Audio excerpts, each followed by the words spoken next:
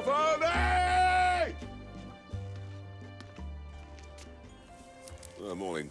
I've got dinner tonight in Turin with the Contessa, but I fancy a bit of skiing. So, could you bring the car round? Can you make sure there are no ordinary people near it? I don't want a disease. Okay.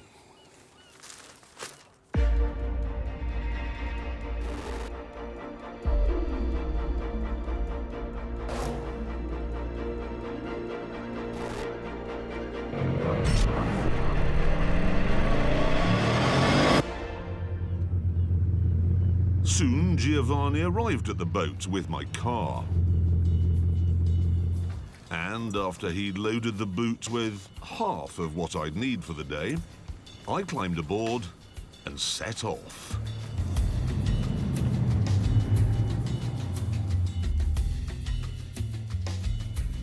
Right, what all these people are looking at is Bugatti's answer to the Augusta 109 and Gulfstream G6.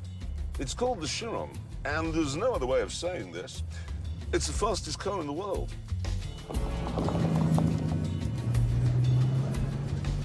Obviously, it isn't the fastest car in the world right now, because I'm sort of going round the port in Saint-Tropez.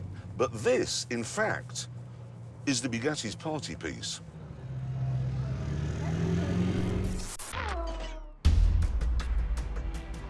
But think about it.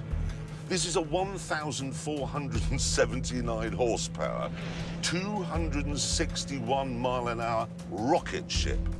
It is engineering taken to the max and then some.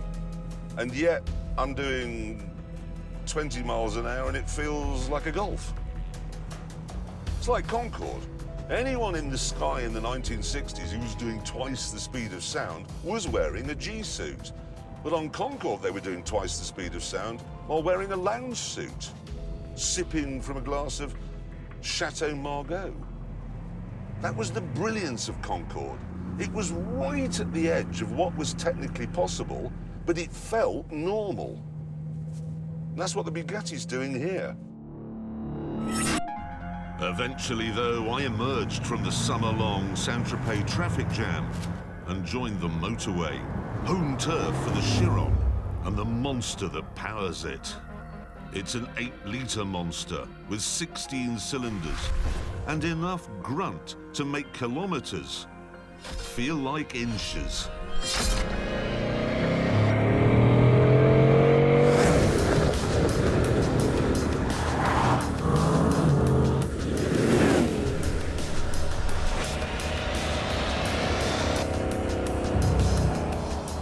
Thought the Veyron was fairly amazing, but this has out-amazinged it.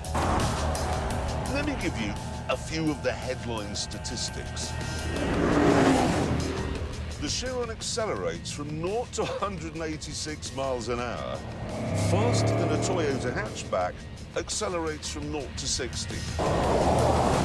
Flat out, this will drain its fuel tank, ready, in 9 minutes.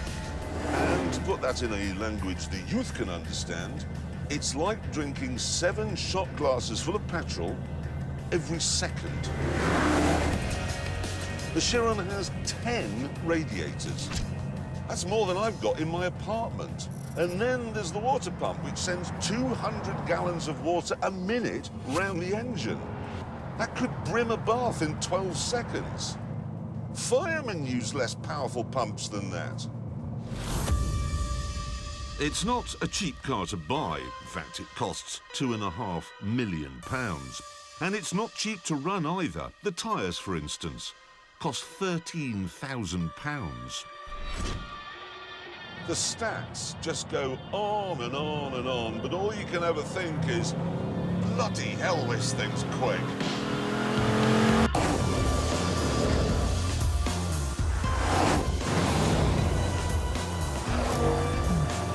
Obviously, I can't show you how fast on a motorway because the French police have completely lost their sense of humour about speeding. So, I had to make a call. Giovanni! Sir, Yeah, could you lay on a deserted airfield and, what shall I get, a BMW M4 in about 20 seconds? Certainly, sir. Thanks.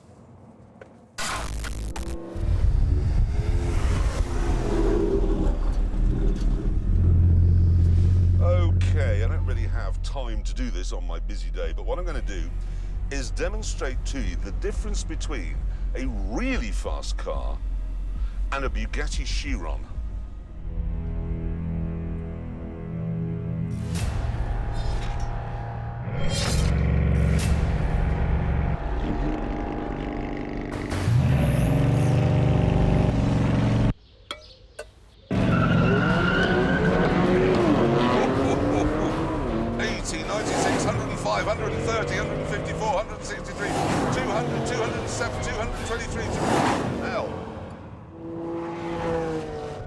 Drag race over.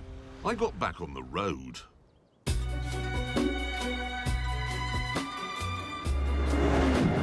There is no doubt in my mind that this is faster than flying. It just is. I mean, if I were to be racing Hammond today in his silly helicopter, he'd still be sitting at the heliport in Saint-Tropez saying, requesting ILS Vector Golf Tango Donkey Norway Shirley. All completely unnecessary gibberish, just so everyone goes, ooh, aren't you clever being able to fly a helicopter? Not really. I, on the other hand, having got no clearance at all from anyone, had turned off the motorway and into the foothills of the Alps.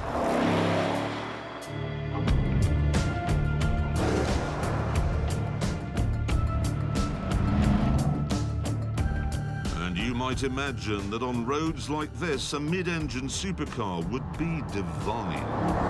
But this is no ordinary mid-engine supercar.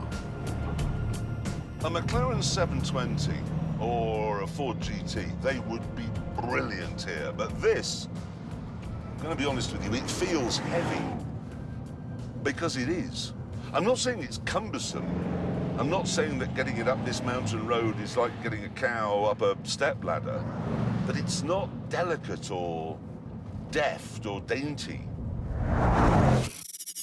No, the Chiron. It tackles mountain roads in a way I've never experienced before.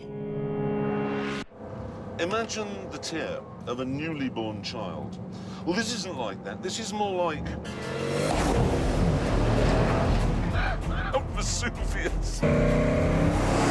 There are no straights in a Chiron. You come out of a corner, and then you're at the next one. Pretty much immediately. Come out of a corner, slow down. Oh my God! Most supercars would flow up a hill like this, but this is more staccato.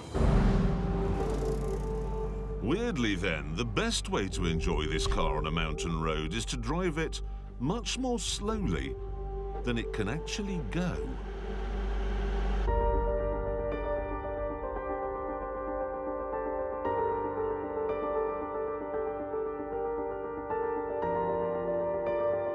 Is this a bad thing? Well, not when you remember who it's been made for.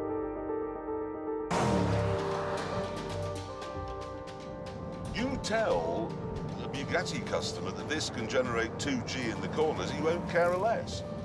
Tell him it's got 3K diamonds in the speakers, and he'll say, really? Only in a Russian accent. I think they've judged this to perfection.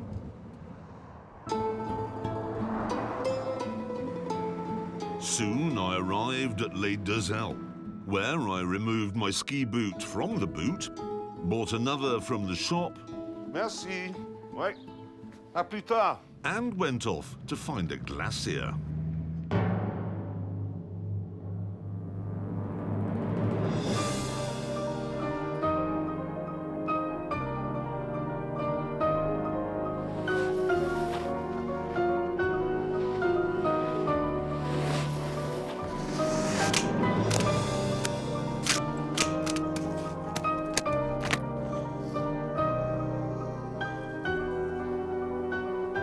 Let's do this.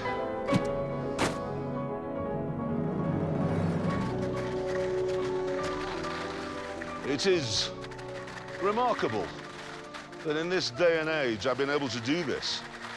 Just a few hours ago, I was in the south of France, surrounded by people in their carefully designed topless swimsuits. And now I'm on an Alp doing skiing with the others of the jet set. It took rather longer to get down the glacier than I'd expected. So when I got back to the town, I had to get my skis off and my skates on. Not that you could actually hear that I had my skates on. The only really odd noise you get in a Chiron is the whoosh of the turbocharging system. Ready?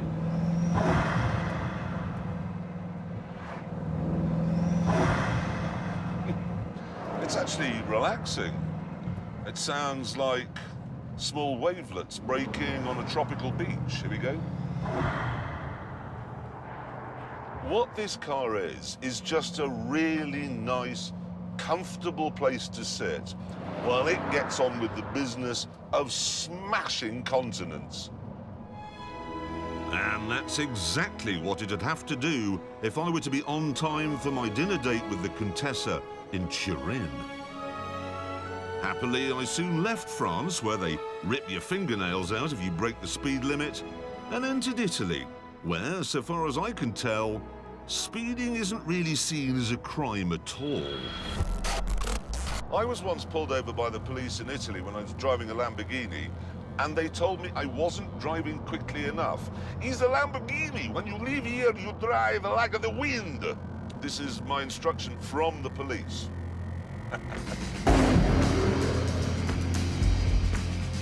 Right, it's 47 miles to Turin. I've got 45 minutes to get there, and I'm never late. I'm pathologically punctual. By taking the police advice and driving like the wind, I made it to the outskirts of Turin with 11 minutes to go. And I had to spend one of those minutes getting changed in the bogs at a motorway service station.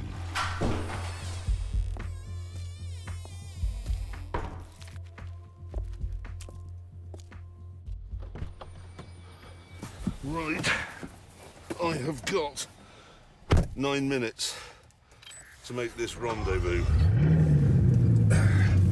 This should be interesting.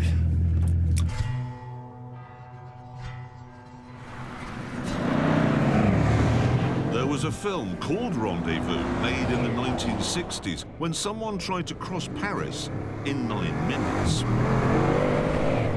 Well, now it was time to put that 16-cylinder engine in race mode and make an homage to that.